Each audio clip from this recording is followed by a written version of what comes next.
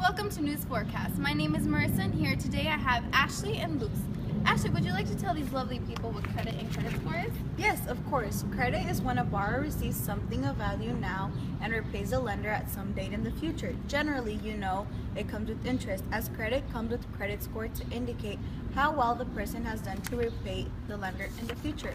Luz, in regards to credit, what choices can young adults make right now to best achieve educational, financial, and career goals, regardless of circumstances? Having a good credit can only benefit you when it comes down to your education.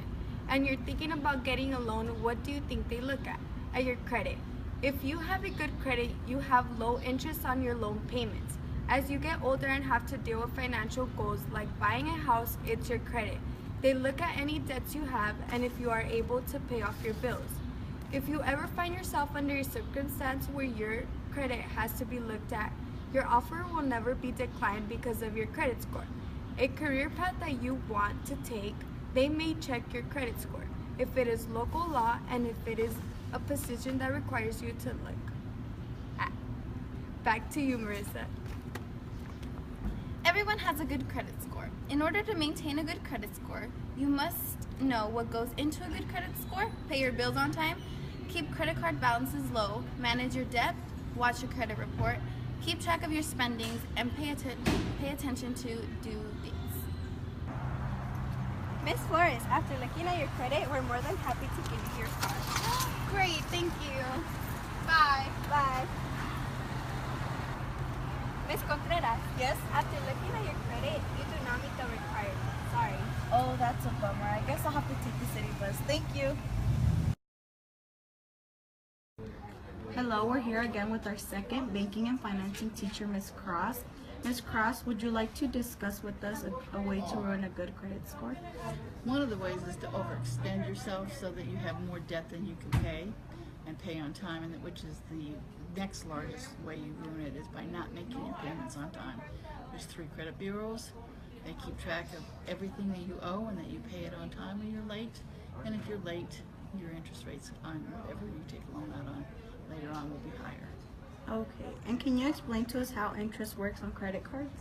Credit cards, they figure the interest rate on a daily average balance, and then they usually take 18% is about what they're charging if that on average, which means that's an annual rate, so they will charge you 18% on your debt. It is, and it also, what happens if you don't pay your debt on all off, it starts compounding interest on top of interest, which is great in a savings account, but not so good on a charge account. Okay. We have a special guest joining us today. Her name is Jaylene. Now the next segment we will be talking about is budget. What is budget, you may ask? Jaylene, would you like to tell them? Yes, Marissa. Budget is a breakdown of how much money you have coming in and where it goes. If you don't know that, then it will be difficult to be financially stable. Nothing is worse than realizing you don't have enough money for something. Okay, Ashley, what else can you tell us about budgeting? Well, looking back at our essential question, a budget can begin with a simple dollar. As you get older and get into high school, you now carry more responsibilities.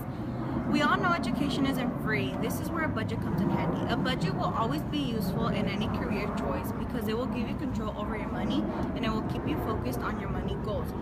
Making wise choices on how to spend your money will keep your budget on track. The only responsible person for a budget is you.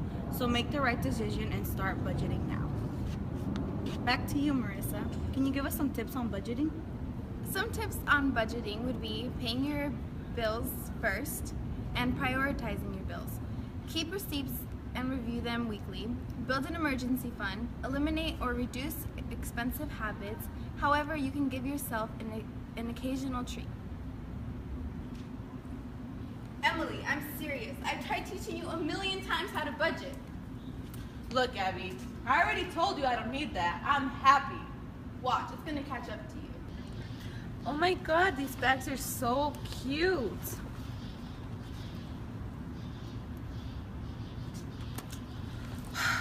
Darn.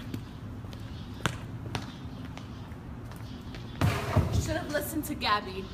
Here, ma'am. Here are all the bags you just purchased. Oh, thank you.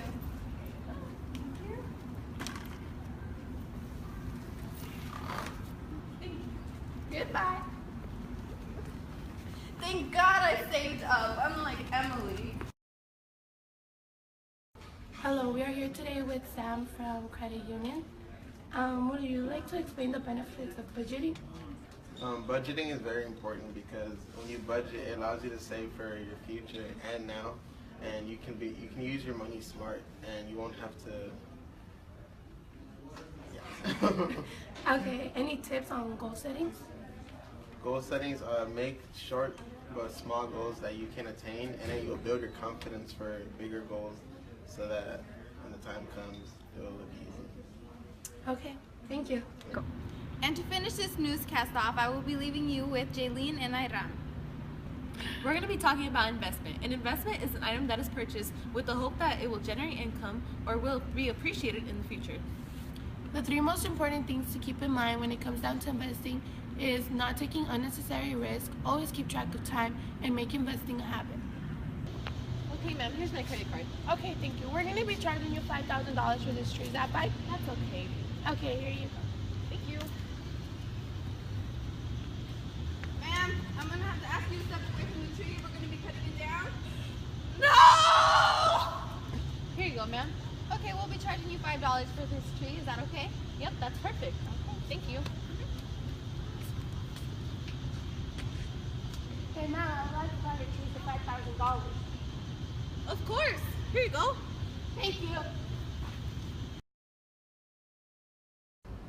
Hello, we are here again with Mr. Biddleman, the banking and financing teacher. Mr. Biddleman, do you think you could tell us when a person should begin investing?